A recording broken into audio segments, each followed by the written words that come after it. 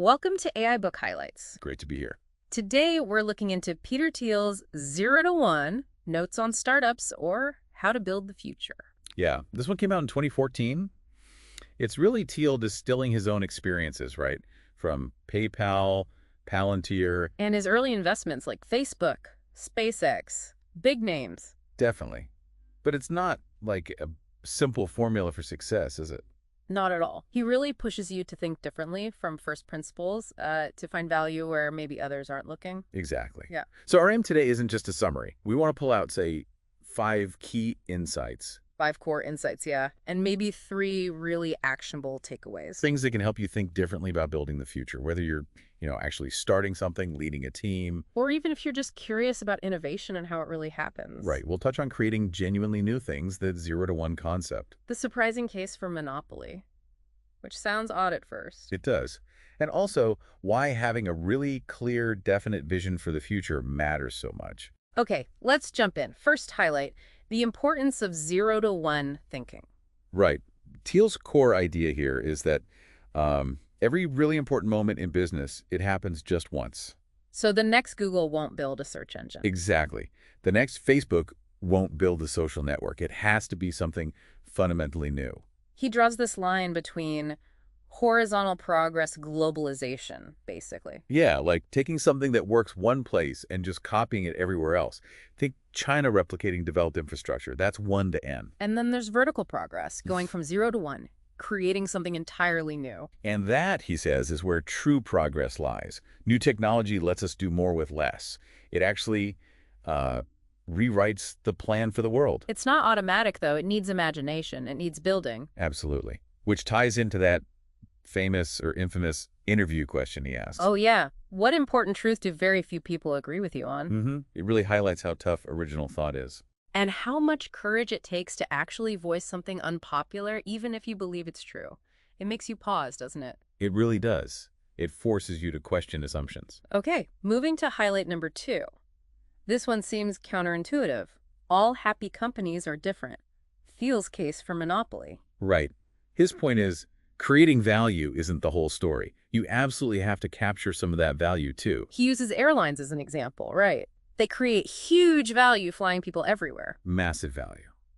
But the profit margins, tiny. They compete fiercely. Compare that to, say, Google in its heyday. They captured a huge slice of the value they created because they were so unique in search. And that's the nub of it. Perfect competition versus monopoly. In perfect competition, any profits get competed away almost instantly. New players jump in, prices drop, nobody makes real money long term. But a monopoly, in Thiel's sense, owns its market. It can set its price. Now, we should clarify, he's not talking about, like, mustache-twirling monopolies crushing everyone unfairly. No. He means a beneficial monopoly. A company that's just so good at what it does. That nobody else offers a close substitute. Google again, after leaving Microsoft and Yahoo in the dust on search quality.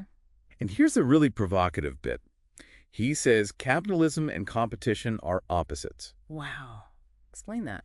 Well, he argues that lasting value comes from avoiding competition, from building something unique enough that you're not just another commodity. It makes sense when you put it like that. Avoid the race to the bottom. Yeah. And he observes, kind of cynically, that monopolists tend to downplay their dominance to avoid scrutiny.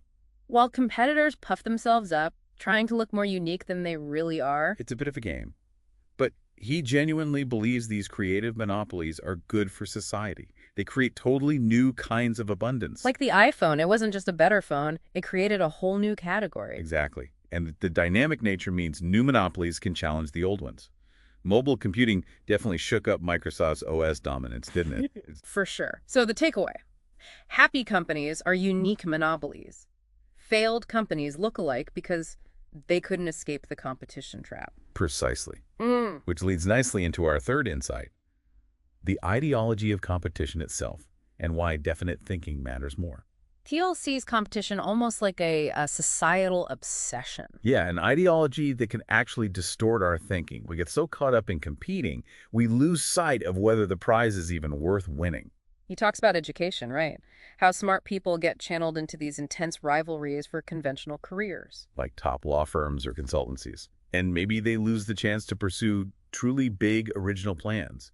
He even uses his own story. Applying for that Supreme Court clerkship, he frames winning that competition as something that could have actually been detrimental in the long run. It's a fascinating perspective. He also argues against the business is war metaphor, Right. He says it's more like Shakespearean conflict. where the fighters become so similar they forget what they were fighting about in the first place, just pure rivalry. He saw that in the dot-com era, like the online pet store wars, companies burning cash to beat rivals. Instead of asking if the fundamental business model even worked, sometimes rivalry just distracts you. Like Ellison versus Siebel, just focused on beating each other. And sometimes merging is the logical step, like PayPal and X.com eventually did. Stop the fighting. So escaping that competitive mindset requires what? It requires having a definite view of the future, a plan, working to make something specific happen. As opposed to indefinite optimism. Exactly. That sort of vague belief that the future will be better somehow, but without a concrete plan. He sees finance as often embodying this, Just managing existing wealth, maybe, rather than creating new things? or focusing on optionality over actually committing to build something specific. Thiel champions design careful planning over just letting things evolve. Interesting. That feels very relevant today. Let's move to number 4, the power law and the importance of secrets. Okay, the power law. This comes from venture capital, but it applies more broadly. It's the idea that returns aren't evenly distributed, right? Not at all. In a successful VC fund, a tiny number of companies generate almost all the returns, exponentially more. So one single investment can be worth more than all the others combined? Easily. It's a very skewed distribution. We often miss it because day to day we see more linear progress. But understanding this changes things, like maybe joining a potential rocket ship early is better than owning 100% of something small. Absolutely. It shifts your perspective on risk and opportunity. Yeah. And this links back to his contrarian question. What important truth do few people agree on? Yes. Because that question is fundamentally about secrets, important things about the world that aren't widely known or accepted yet. If everything was already known and agreed upon, There'd be no room for innovation, no edge, no 0-to-1 companies. but why do people act like there are no secrets left? Thiel suggests a few reasons. Incrementalism, maybe risk aversion, this feeling the world is flat and someone smarter would found it already. But he insists there are secrets left to find. Definitely. Great companies are often built on these kinds of insights, things hiding in plain sight. Like Airbnb seeing the potential in spare rooms, or Uber in underused cars. Perfect examples. These weren't secrets hidden in a vault. They were unconventional perspectives on existing resources. Finding them requires questioning the consensus. Looking where others aren't, maybe in fields that aren't totally mapped out yet, like he mentions nutrition as an example. Right. Areas ripe for non-conventional thinking. Okay, our final highlight. Foundations and the founder's paradox. This is crucial. Thiel hammers home that mistakes made at the very beginning of a startup are incredibly hard, maybe impossible to fix later. The foundations matter, like choosing co-founders. It's like a marriage, he says. Pre-existing relationships, real trust, deep alignment. They matter immensely. And alignment within the company structure, too. Ownership, possession, control. Yeah, those need to be aligned. Small, effective boards are better than big, unwieldy ones. Everyone needs to be fully committed. On the bus or off the bus, full time. And compensated in a way that encourages long-term value creation. So more equity, less huge cash salaries early on. What about culture? Is it just perks? Not according to Thiel. Culture is about a shared mission. A team genuinely excited to work together on that specific problem. He calls it recruiting conspirators, right? People in on the secret. Exactly. And he suggests clear roles, one person, one main responsibility to minimize conflict and build focus. Then there's the founder's paradox. What's that about? It's this observation that really successful founders often seem like bundles of contradictions. Like insider and outsider, poor on paper but rich, sullen and charismatic. These extreme, almost paradoxical traits. Maybe they're born with it, maybe they cultivate it, maybe it's just how people perceive them under pressure. He even draws parallels to mythic figures like Oedipus or Romulus, leaders and scapegoats. It highlights the intense, often strange nature of these visionary figures. Think Steve Jobs coming back to Apple, that kind of irreplaceable impact. Wow. Okay, lots to think about there. So let's distill this into those actionable takeaways for you, the listener. First one. First, really try to cultivate that 0-to-1 mindset. Don't just look for small improvements or copycats. Actively look for something fundamentally new. Ask Thiel's question, what valuable company is nobody building? And what important truth do you believe that few others do? Really challenge convention in your area. Takeaway number 2, strive for monopoly, but through differentiation. Right. Avoid head-on competition in crowded markets.